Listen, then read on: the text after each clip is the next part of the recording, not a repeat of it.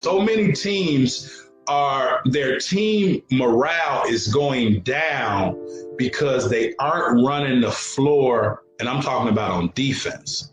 So many teams are getting beat back on defense to where before they know it, they're down 8, 10, 12 points. Teams that make runs on you, generally those runs are made in transition or fast breaks. Teams don't generally make complete basketball runs in a half court set.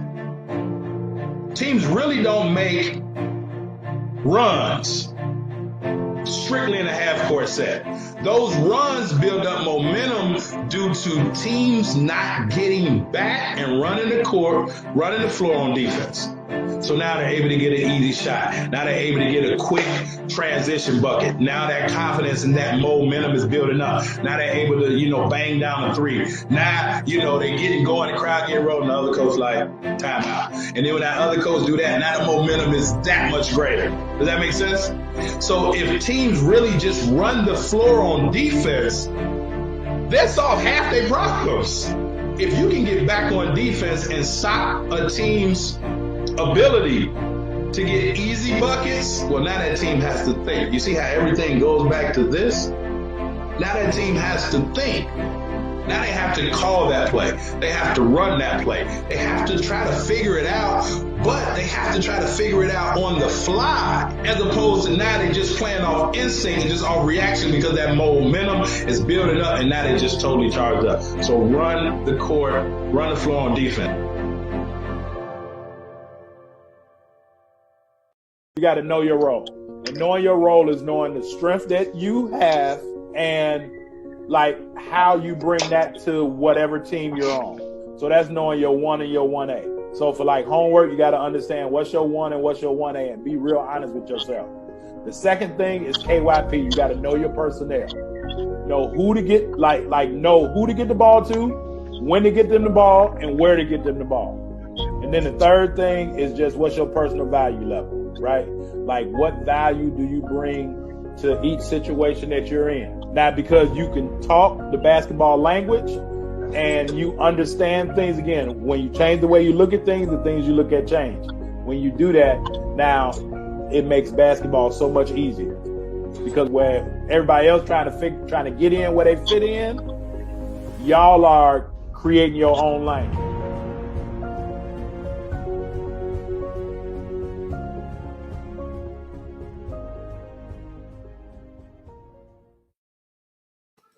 All right. Hey, how y'all doing? This is Coach Carvel Bailey. What an intro. Welcome to the show. So this is Life in Basketball, where we talk about how life as well as basketball are synergistic and they have so much in common with one another. And so on this show, we normally interview athletes, former athletes, coaches, former coaches, officials, former officials, and all those individuals that have been influential in this game called basketball. And so we let individuals tell their story of how Little Orange Ball has oftentimes changed, shaped, and or saved their lives. So the show is being brought to you by, you see it in the background, Bless the Ball Skill Development Academy, where we help student athletes get recruited and find themselves the right scholarship without them being a 5-star athlete. All right.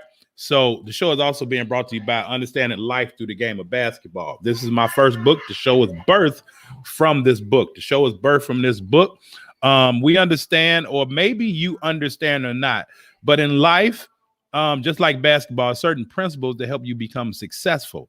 And when you can understand that it's really the same principles and start to mirror and duplicate those principles on or off the court, that's really where the magic happens. So I put the link where you can get this book as well as a copy of my other book. You see it in the back right there, Understanding Life Through the Game of Basketball here, as well as Creating the Perfect Storm. I dropped the link there. So I wanted to come on tonight. I wanted to do something a little bit different because I'm a basketball historian, right? I'm a basketball historian, and I believe that all coaches, all basketball players should really take time to understand the history of basketball and some of the individuals that have paved the way for them, right? Have paved the way for myself, have paved the way for basketball players nowadays. I don't think a lot of basketball players really understand the history of the game.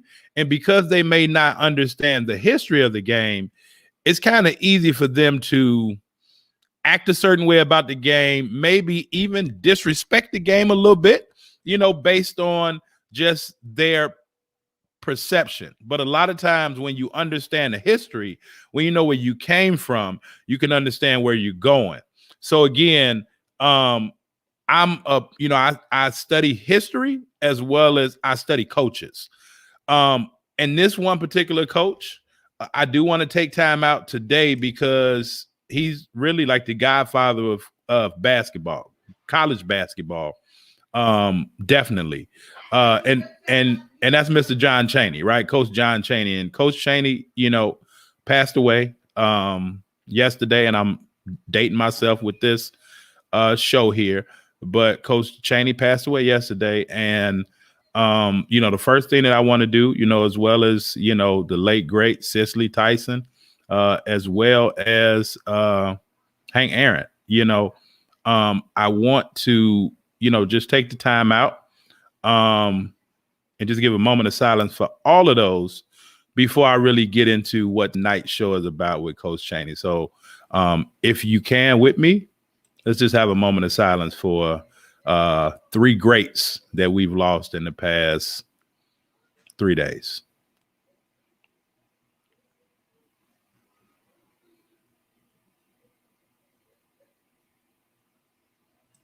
All right. So let's get into it, y'all. Let's get into it. So John Chaney, I remember John Chaney, and a lot of people may not know this, but John Chaney was a Harlem Globetrotter. I didn't necessarily know John Chaney then because I wasn't born. But when I was introduced to John Chaney, because I was a big Temple Owls fan. I was a huge Temple Owls fan. Actually, I was a huge Mark Macon fan, right? If any of y'all, again, know basketball history, Mark Shakin' Bacon Macon. If you know Dick Vitale, you understand that the word diaper dandy really started with Mark Macon because he was a freshman, and what he did on the big stage, even as a freshman, was dazzling, right? And so Dick Vitale coined him Mark Shakin' Bacon Macon, and he was a diaper dandy. And so that's when I really started following Coach Chaney, because Black coach went to war for his athletes. His athletes went to war for them. And one of the biggest things that I vividly remember is the game when they was playing University of Massachusetts, UMass. And Coach John Calipari, if people know him now, obviously with, Kentucky Wildcats, but Coach Cal at that time was with UMass. And Temple played UMass. They were in the, at Atlantic 10 to A10. And Temple played UMass, and it was a big deal. It was a huge deal. It was some hard fouls. John Chaney put in one of his guys at the end. And, Coach Cal said that he sent his goon in to, do damage. And literally during the press conference, and you can go look it up on YouTube, during the press conference, John Chaney busted in the press conference and threatened to kill Coach Cal. Like it was real personal, John Chaney. And here's the first thing, right? And this is not even part of the first 10. It's a bonus on the front end. John Chaney had integrity, right? So the first thing that we can learn, right, even 0.0, haven't even got to 0.1, but the first thing we can learn from John Chaney is you must have integrity and a high sense of integrity. And it bothered John Chaney for somebody to question his integrity, that he was intentionally doing something wrong. And so I'm not sure if any of y'all remember that. If you do, remember it, you can, drop a 1 in the chat. You can drop in the chat, what you remember about that game, that particular press conference. Again, become a basketball historian, especially to my athletes, if this is what you do. To my coaches, be a basketball historian if this is what you do. So that was my introduction to John Chaney. And I'm like, okay, this guy, like, I can rock with this guy.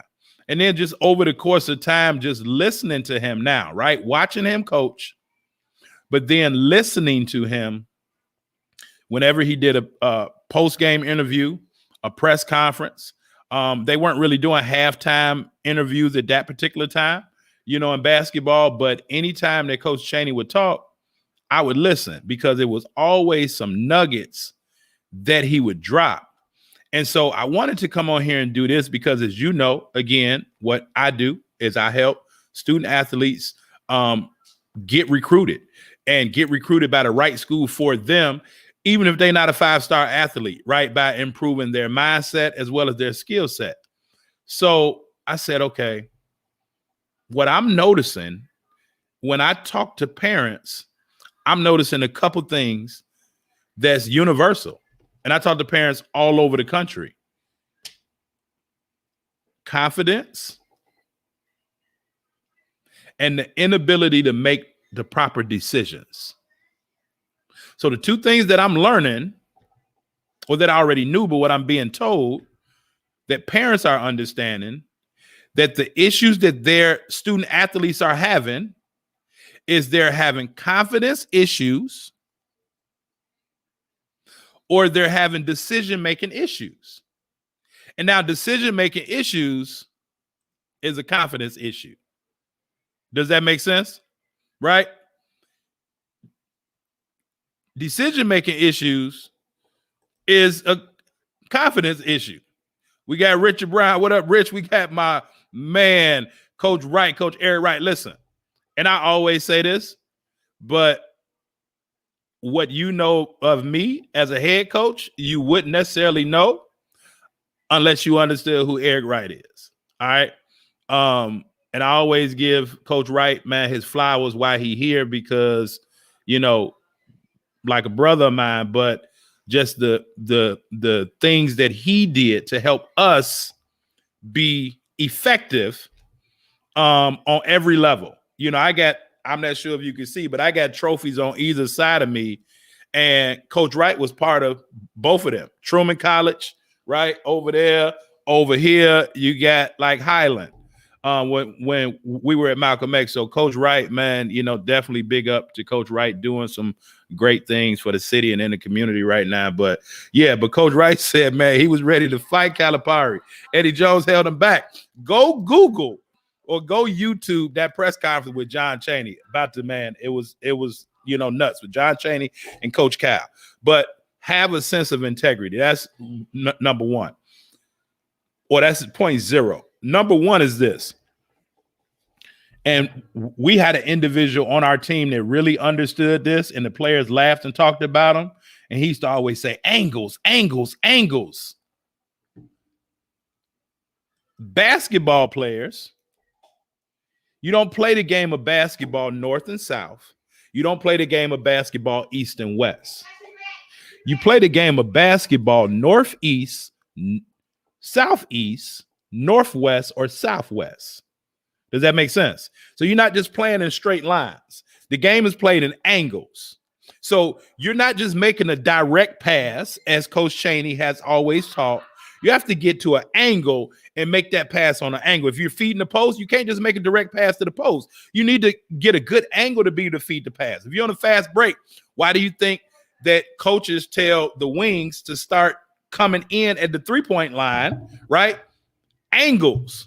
So when you understand that the game is made up of lines and circles, and so if you have lines and you have circles, somewhere there's going to be angles. And so you have to be able to understand that the game is really just a whole lot of triangles that make up a court. And if athletes can understand that, the game will slow down to them. Because now when coaches say, like, get to your spot, is really get to that angle. Cut that angle off.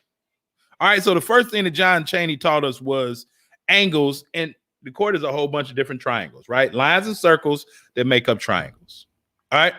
The second thing that Coach Chaney taught us is the push and pull theory. Now, I learned this a little bit. Also, I had a conversation with Coach Bray, right? Coach Mike Bray, when I used to work camp at Notre Dame. But the push and pull theory. So it was, if you push me, right? So like what I was saying with, with Coach Wright, Coach Eric Wright. Coach was able to push me, then allow me to pull us. Does that make sense? Right? So you have to push individuals so then they can pull the rest of the load. But what John Chaney meant by push-pull theory was this. The game is played on a string. And now I'm going to help coaches out tonight. I'm going to help coaches out tonight as well as athletes. The game is played on a string. So if I'm driving towards you, you should be moving also. If I'm driving towards you, your string should be moving, so that therefore you should be cutting through. You should be doing something else. If I'm going away from you, now you should be filling, right? It's a thing in basketball called fill and replace. It's huge on the college level. I'm not sure if high school coaches talk about this, but it's called fill and replace, right? You can either fill one side or you can replace the spot that's missing. So when Coach Chaney talked about push and pull, if I'm pushing your way, now you got to pull another way, right? If I'm pulling away from you, then you got to push towards me. But also, it does the same thing on defense. And I think that teams would do much better with defense if they understood that when the ball is moved, every player should move on every pass. What happens, especially why zones get tore up and ridiculed, is because athletes don't move if they're not in the direct line of the pass. They ain't moving. Like if I'm not a pass away and I'm in the zone, I'm not moving, right? If I'm on the backside of the defense, I'm not moving. But what Coach Chaney said again, on a string, I used to always tell my athletes, it's string music. This is string music. So when one person go one way, the whole defense should shift. It shouldn't just be one person shift, and now you got gaps in the defense, which brings me to the third point that Coach John Chaney taught us. Today, I'm giving y'all 6 things. I'm giving you 6 things that Coach John Chaney taught us, right? The first thing, number 0, all right, 0 was integrity. Coach John Chaney had a huge high level of integrity. All right. Number 1 is angles. The game is played angles, lines and circles that make up triangles. Point number 2, push and pull theory. The game is played on a string, right? The game is played on a string. So understand that, right? The third thing is gaps. Now that the game is played on a string, what happens when those teams aren't on a string and you get that pass and only one person move? Well, now it's a gap. Now it's a gap. Does that make sense? Cyrus, my brother. What up, Cy? What up, Cy? We got to talk, man. So now you got to understand where the gaps are in the defense. To my athletes, I'm going to lean in and I'm going to say this off. If you really, really want to score more points than you scoring, do 2 things. Set more screens, find the gaps in the defense. I just helped somebody get a scholarship tonight. I'm going to say that again. If you want to score more, set screens, good screens, and find the gaps in the defense. Now, when you find the gaps in the defense, that's where the magic happens. Because, again, you don't get beat on the help. You get beat on the rotation.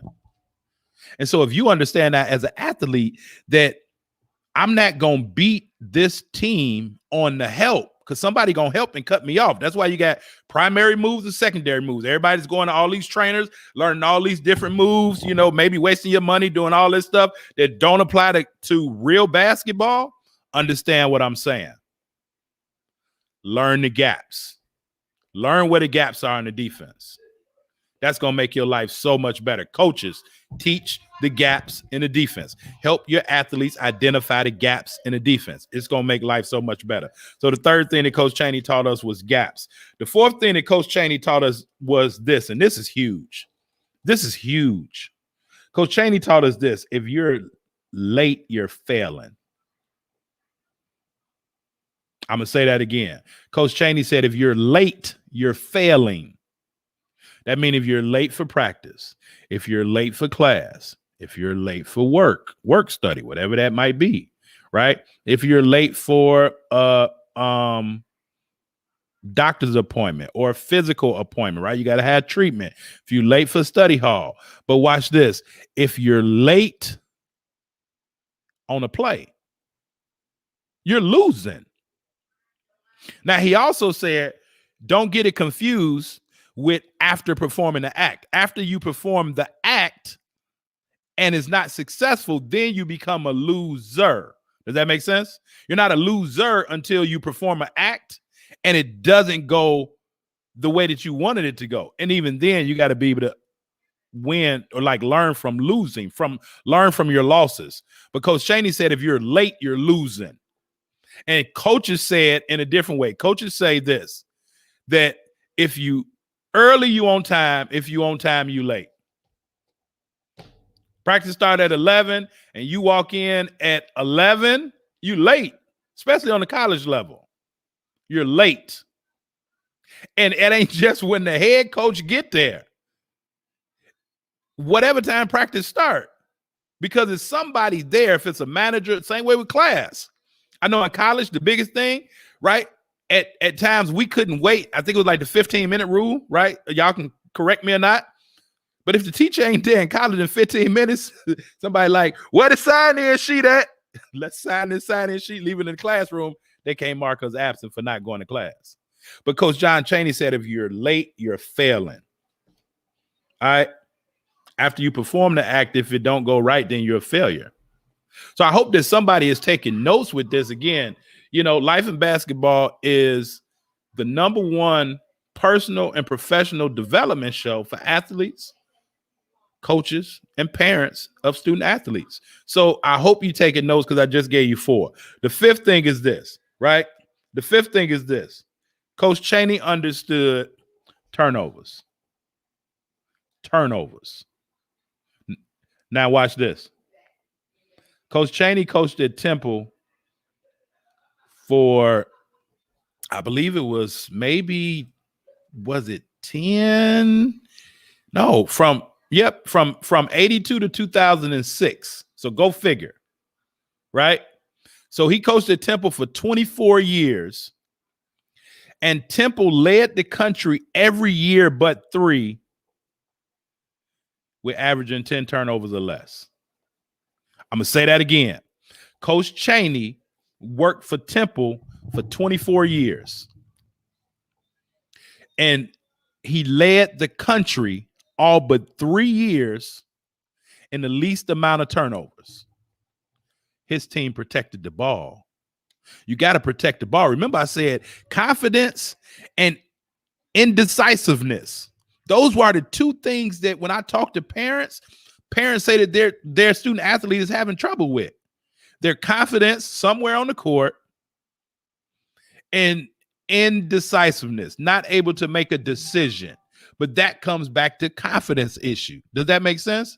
Right? No matter how good a basketball player is physically, they will only be as good as they are mentally.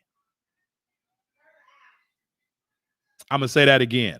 No matter how good a basketball player is physically, they will only go as far as their mind will take them mentally. And when you hear the stories over and over and over again from athletes, you know the ones that's mentally tough, you know the ones that's not mentally tough.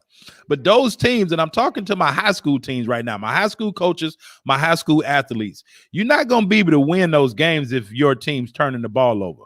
But your teams are turning the ball over probably because they're not confident enough, not confident in their ability, not confident in their strength, not confident in their coaches, not confidence in their players. But if you're not confident, you're not going to be successful. So Coach Chaney's teams were confident because they did not turn the basketball over. I want to pound the table on that. confident because they didn't turn the ball over. They did not turn the ball over. And guess what? Coach Chaney says, this is, I'm looking at my notes. Coach Chaney said, the greatest thing that you can do on the court. Do anybody know what Coach Chaney said the greatest thing that you could do on the court?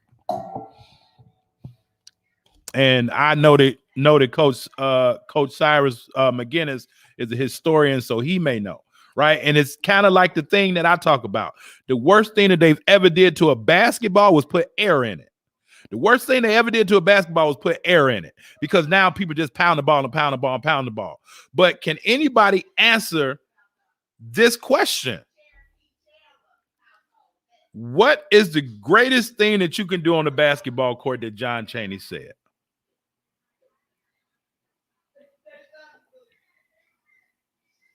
Anybody want to take a stab at it? Okay. John Chaney said the greatest thing that you could do on a basketball court is take ownership of the basketball. I'm going to say it again. He said the greatest thing that you can do on a basketball court, not score,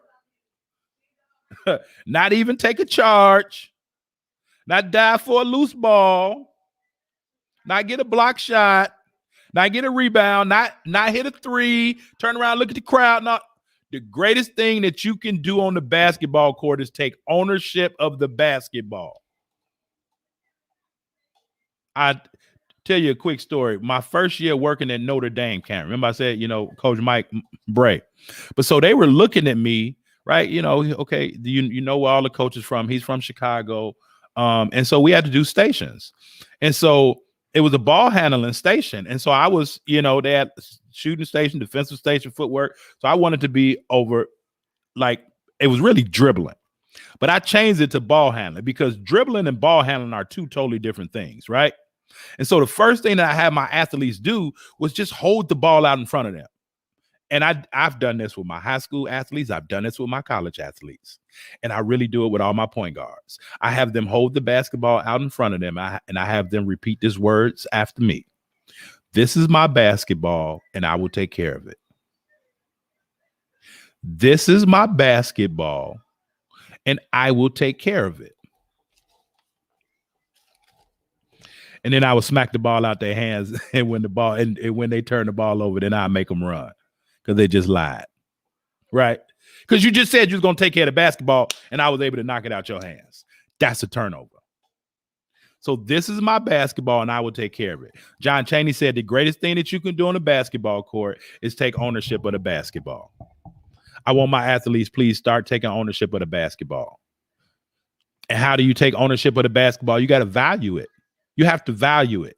And what Coach Chaney was talking about is that if you have, and most coaches may not do this, and I know that Coach Cyrus did on a college level. My high school coaches that I watch, my college coaches, if you're not doing this, have one of your managers track your possessions. Track your possessions. And then have another manager track your shot attempts.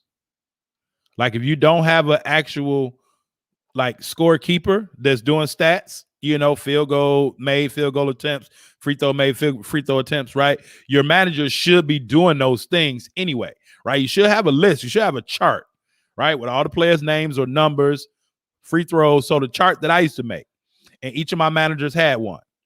One did the points, the rebounds, the assists, the steals. The other one did the intangibles, right? The charges, the loose balls, the deflections, the number of touches, right? I got this from Coach Buzz Williams, the number of touches. Science shows that the teams that touch each other, right? I'm giving y'all too much. I'm giving y'all too much tonight, right? But science says that teams that touch each other more throughout the game have better team chemistry. And just think about it, right? They're interacting with each other. And what do you mean by a touch? Hand clap, right? Fist bump, smack on the butt, whatever. Even that kind of nonverbal contact, eyes like good pass, teams that make contact. But you have to take ownership of the ball. Now, if you take ownership of the ball, and if you're tracking your possessions and your shot attempts, now you can look at how many empty possessions you got. And when your team can look at the number of empty possessions, then you can see how much y'all value the ball.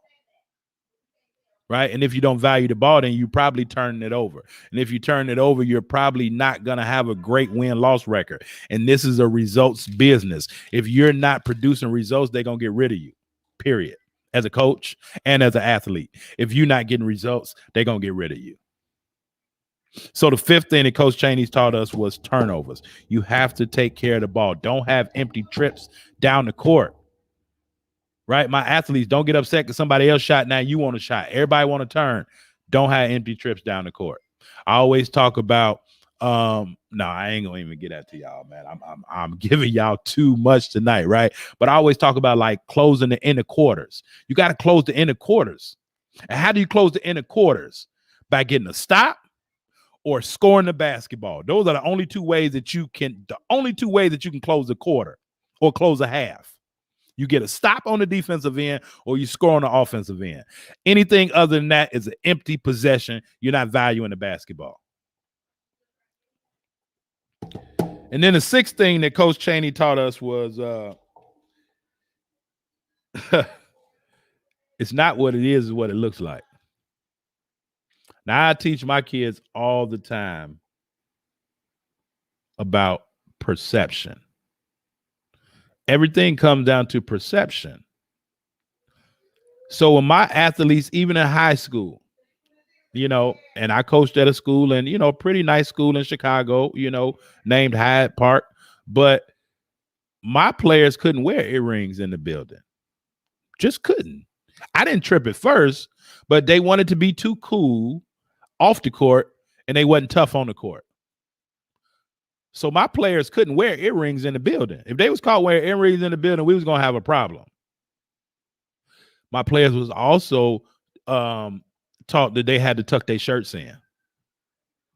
I don't give a damn what everybody else doing. We going to be identified around this building. We will be identified around this building.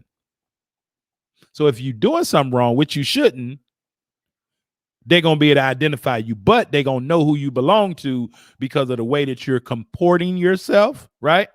That was what the chancellor of City Colleges told me about our team at Truman. He said, I love the way your team comport themselves. I had to go home and look it up, like comport, right? Like how you carry yourself, how you handle yourself. And why? Because we ain't had no earrings in, right? All we had at Truman was just shirts that said Truman at that point in time. We ain't had no gear, just starting the program up after like 18 years again. We had shirts that they give the students that said Truman, but they was all tucked in and they all looked accordingly. And when we got out there on the basketball court, people remembered the night they played us. Right? So it ain't what it is. It's about perception. It's not what it is, what it looks like. And he was talking about this because he was saying that the teachers at Temple, the professors wanted to tutor his athletes. And he was like, it ain't going to happen. And they wanted to do it for free because they just liked how mentally tough his teams were and how they acted. And he was like, it ain't going to happen. I'm about to pay an outside company if I got to pay do it out of my own money. Because it's not what it is, what it looks like. If my students are now passing at an enormous rate, which they should, but the teachers are tutoring them, somebody may get mad and say we cheating. So it ain't what, right? So to my athletes, you may be the nicest person in the world, but if you walk in one of them events where everybody tell you that you got to go to get exposure and all that, and you walk in there and your pants hanging down in your ass, and you don't look together, right? You loud, or you got your hat on, your hat broke off, or you like, yo, what up, folks? Hey, Mo, hey, all that. You may be an honor roll student, and you may be the nicest guy or the nicest young lady, but it ain't what it is, what it looks like. I remember when I was reffing last year. This is pre-COVID. And I tell this story all the time. It was an all-black team, and they had one Asian. And the very first tip, they came down, the other team went to score, and the Asian guy blocked the shot. And this is what he said. Get that shit out of here, folks. I don't know whether to laugh or to put my hand on my face, man, in disgust. And he was only like 7th grade. But he was like, get that out of here, folks. I don't know a lot of Asian people that I gang like in like black gangs. I just don't know it. Right. And so I told him after the game, I said, man, like you bring something to this team. It's the reason why you're on this team. And so like our program, Hoops Mastery, but I talk about being the right recruit. Everybody has something that they can offer some program, some team, some company, some school, some family. Everybody has something that they can offer. So don't try to be like somebody else. He was trying to be maybe like the black guys, and maybe they say it like folks all the time. But that's not what you do, and that's not what you bring. So may have been a nice guy. Again, it ain't what it is and what it looks like. So to my athletes, start taking care of yourself and understand that you're always being recruited. Social media, just in the streets, in pub, you're always being recruited. So you might be like, oh, my bad, coach, right? Another true story. I had an individual that played with me in high school. He's in college right now. I know it's been a long time, right? But everybody take their different routes, but he's playing college right now. And he posed with like an assault weapon. And I kindly inboxed him and I'm like, what are you doing? And I'm like, as a college coach, I'm lining you out automatically. And and as a coach, and I'm like, what if your coach see this? And he was like, well, coach, I'm in the NRA. It ain't what it is, it's what it looks like. You may be in the NRA. You may have your FOI card, but you're a college athlete, a basketball player at that. That's stigmatized. College athlete is stigmatized. Basketball player stigmatized. And you're a black male basketball player, more stigmatized. And you posing with a damn assault weapon. You don't want to go to college next year, do you? You like just really don't want to go, do you? So it's not what it is and what it looks like, right? So in recapping, the first one, the bonus that I gave y'all for free was integrity. You got to have integrity. 2, which is really number 1, right? But 2, you got to understand that the game is played on angles. 3, you got to understand the push and pull theory that the game is played on the string offensively and defensively. 4, you have to understand that if you're late, you're failing. So work on the habit of being on time. All right. Number 5. Oh, no, I'm sorry. Number 4 was the gaps, right? Identify the gaps. That's where the sweet spot at. Number 5 would be if you're late, you're failing. Number 6 would be the turnovers, right? You have to take care of the ball. The greatest thing that you can do on the basketball court, again, as John Chaney taught us, is take ownership of the basketball. This is my basketball and I will take care of it. All right. The 6th thing is, or the 7th thing rather is, it ain't what it is, it what it looks like. Right. So I gave y'all 6 + 1 is 7. And since y'all done hung out with me tonight, I appreciate y'all hanging out with me on a Friday night, getting this good education, man, that John Chaney has taught us, the late, great, the Godfather has taught us. So I'm gonna give y'all a bonus. All right. And this is really deep, because when I talk about being the right recruit, a lot of parents and a lot of athletes think that it's just about physical ability. If you think that that's true, I want you to ask your student athlete who in their school is good enough to be on the team and they're not. Just ask your athlete that if you think that it's just about physical ability, athletic ability. Most schools, high school and college, but especially high school, the best player in the school is not even on the team. And that's because that person never became the right recruit. They never became the person that was needed to be on that team, either academically, socially, mentally, athletically. It's some reason, right? So understand, right? So I want y'all to understand that it's not what it is, what it looks like. But the seventh thing what Coach Chaney taught us is this, and I'm reading it. That's why I'm looking down. Coach Chaney says that everybody can be a mentor to somebody. Everybody can be a leader to somebody.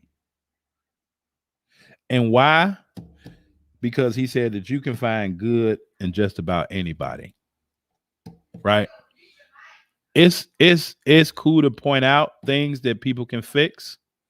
And I used to always tell my athletes, find the good in the bad, especially after a loss. Let's find the good out of this because it could be worse, right? Yesterday, my son and my youngest daughter was in my oldest daughter's room. I think they was making some Play-Doh or something. It spilled. She snapped. Well, she got a area rug in her room, almost like, so if y'all ever seen, oh, what was the name of that movie? What was the name of that movie? With Denzel Washington, and the dude had the chinchilla on. What's the name of that movie? Somebody drop it in chat. Oh, what's the name of that movie? American Gangster. American Gangster. So she got a rug like on American Gangster. Remember when he was like, man, that's alpaca, man. You gotta blot that. You gotta blot that. So she got like one of those area rugs. And so she's snapping. She like, man, Daddy, they got this on my carpet. And I said, well, let's find the positive out the negative. And she like, what you mean? I said, because it could have been on that alpaca over there.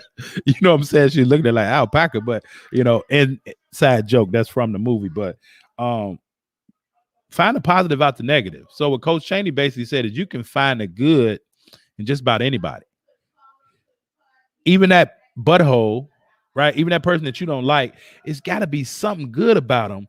And if you can start to identify people and identify things for the good and not just the bad, even if you may want to help them with the bad, but in your mind, still know the good, right? Because with me, evaluating players, looking at players, helping players become the right recruit, I'm going to talk about the bad, but I already know the good. So I know what you can do. So I'm going to help you overcome the bad and enhance the good so you can get to your goals. But a lot of people just want to talk about the good or just talk about the bad. That's like going north and south and not on angles. So those are the 8 things I gave y'all. No, actually I gave y'all. Yep, I gave y'all 8 things. Integrity, angles, string music, gaps, turnovers, being late. It ain't what it is or what it looks like. Everybody can be a mentor to somebody. Find the good out of everybody. And so I hope y'all learned from this. I hope y'all took notes. Share it with your athletes. Share it with your players. Salute to Coach Chaney. Salute to Coach Chaney, an icon, a basketball icon. And if you're going to really be about this game and be, in this game, understand the people that laid the foundation. And Coach John Chaney is one of them. And I salute you, Coach. And I respect you. Definitely. For all those individuals, right? If you thought that this was amazing or this was great.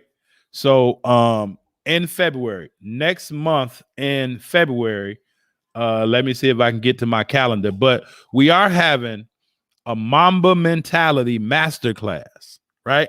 So next month in February, what I decided to do to pay my respect to KB was to do a masterclass, right? A Mamba Mentality Masterclass.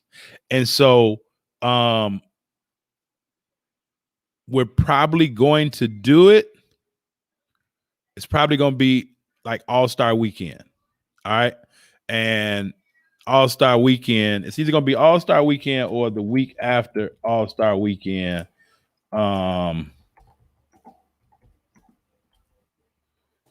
Depending on, okay, so that's Sunday. So All-Star Weekend is the 14th.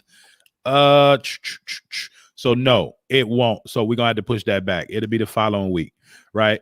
So we will kick it off possibly the 19th, but it's gonna be 3 weeks long, right? This thing gonna be 3 weeks long. And I got to talk to my assistant because we may just keep it and just start it on the 12th and just go 3 weeks. But this is going to be, we are going to break down. So it's going to be 3 workshops in which we break down the Mamba mentality from top to bottom, right? And then the athletes will get a video course of some of my favorite Kobe Bryant videos to, be able to help them, as well as get workout sheets, right? Like cheat sheets, note sheets to where they can take notes. So if you have not, right, registered for the masterclass, I'm gonna drop that in right now here. And the good thing about that, it's only $24.08. And me paying homage to Kobe, right, is $24.08. You ain't gonna get no better than that, right? That ain't gonna get no better than that. So that's the link. Register for the masterclass is $24.08, right? It's gonna be 3 weeks. It's gonna be 3 weeks of education just like this, right? And now if you thought that this was good and this was free, right? Even for your little $24, right? Ain't even $25, less than probably a meal at Culver's or Chick-fil-A somewhere. All right. So that's where you can get that. And lastly, I promised y'all I'm gonna put it in the link where you can go and get the book bundle right here.